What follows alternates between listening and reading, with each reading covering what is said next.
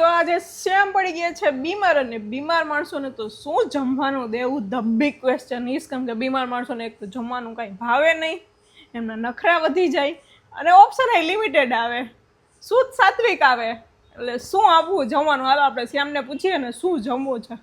શ્યામ, દાળ ભાત ખાવા છે કે ખીચડી? એવું કઈ નહીં ખાવું મારે.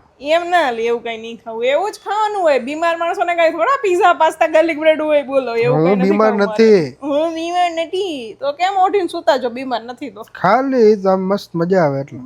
હા ખોટા તેમાં. તો દાળ ભાત ખીચડી એવું જ શ્યામ તમે ખાઈ શકો. શું ખાશો?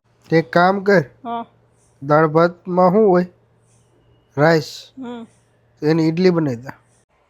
તો શ્યામને ખાવી છે ઈડલી, પણ ઈડલીનું બેટર તો ફર્મેન્ટેડ હોય અને તાવમાં એવું ફર્મેન્ટેડ ખવાય નહીં. તો આપણે શું કરીએ શ્યામ, તમારા માટે હું બનાવી દઉં છું ઇન્સ્ટન્ટ સૂજીની ઈડલી. ઓકે, ઈડલી સાંભાર ખાઈ લેશો ને? સૂજીની ઈડલી સારી જ હોય, મોઢા બગાડોમાં. તો કોણ છે આવું તમારે કે જે બીમાર પડે એટલે શ્યામ જેવા નખરા કરે છે? એને શેર કરી દેજો અને કોમેન્ટ કરી દેજો કે બીમાર હોય ત્યારે શું શું ખવાય. તો ફાઇનલી માંદા માણસોને ચાલે એવું ઈડલી સાંભાર થઈ ગયું છે રેડી. અને કેવું છે ટેસ્ટ શ્યામ? સારું છે ને? લાગે છે